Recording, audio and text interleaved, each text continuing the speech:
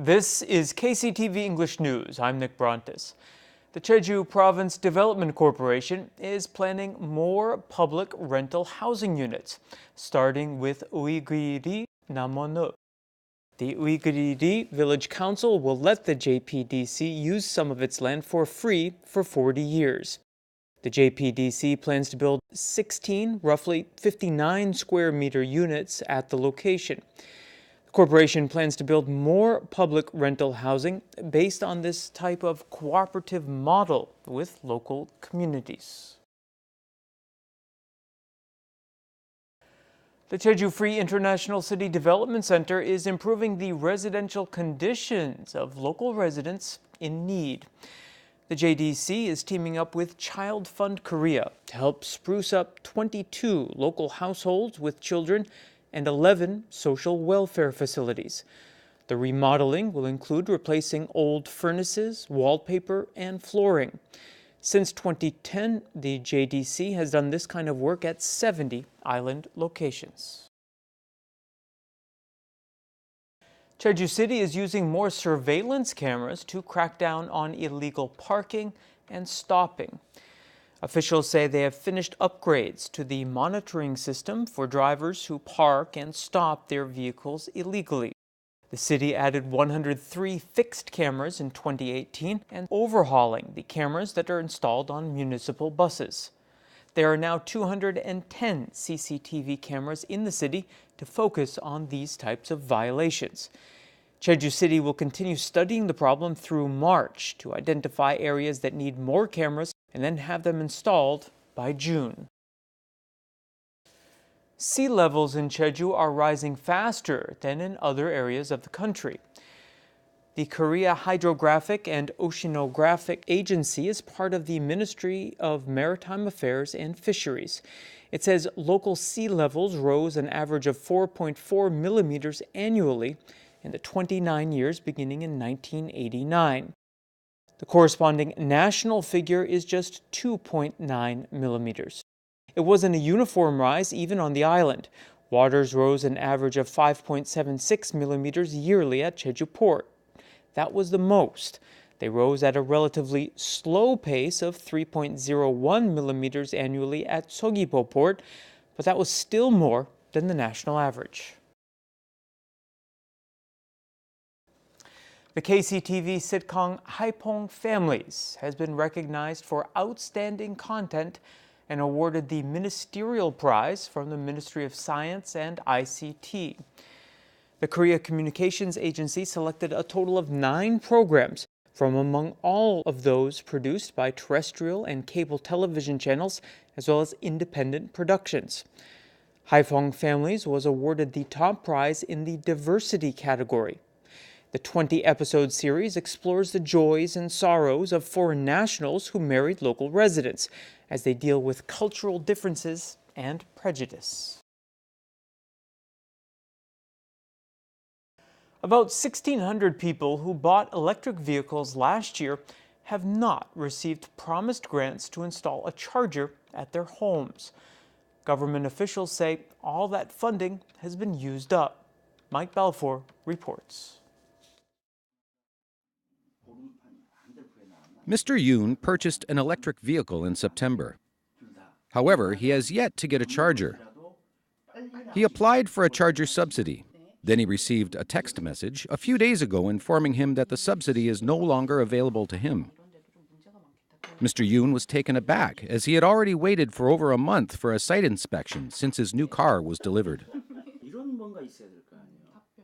자가 충전기를 설치하기 위해서 신청서를 냈죠. 그런데 한 달 반 만에 예산이 소진됐다, 충전기를 설치할 수 없다라고 하는 문자 메시지를 받았어요. 얼마나 당황한지 모르겠습니다. He called the province several times and asked for an explanation, but the province hasn't given clear answers.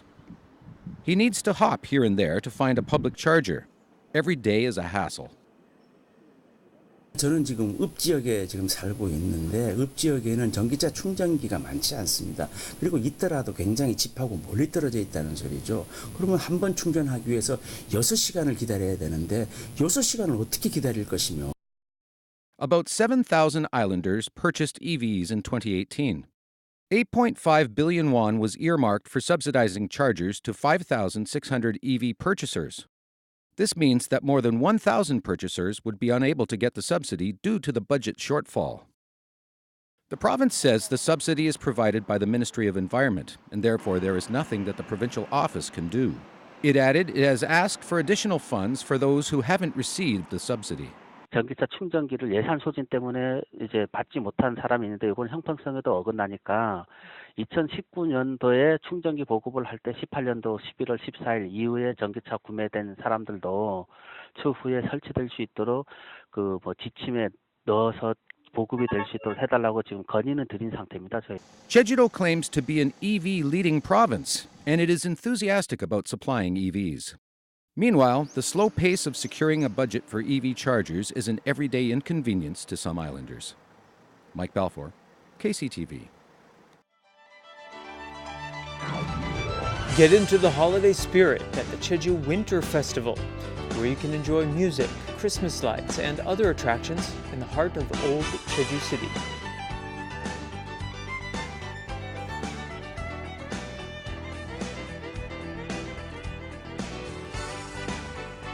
Enjoy a unique and modern take on the works of Gustav Klimt and Friedensreich Hundertwasser at the new Bunker des Lumières.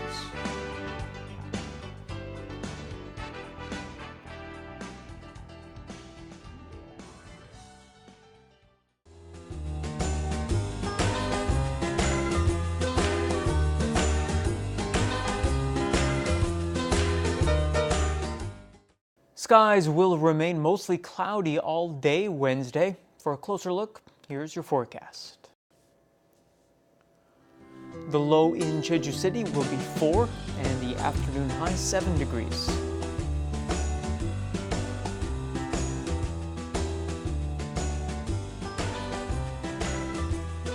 In Seogwipo, temperatures will fall between 3 and 9.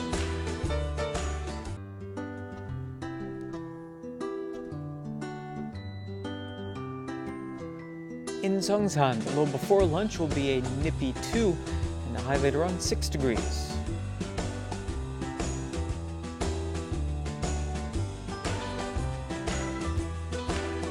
Across the island in Gosan, temperatures will range from 4 to 7.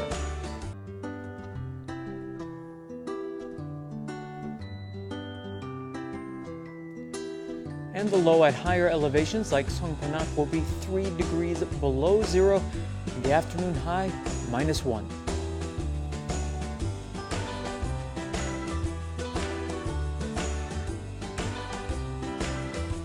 Taking a look at the marine forecast, winds will be out of the northwest and north at 7 to 13 meters per second, and seas will be between 1 and 2.5 meters.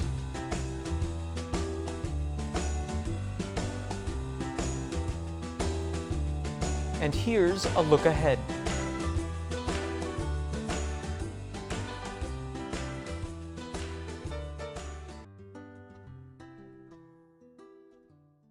And that brings us to the end of today's broadcast.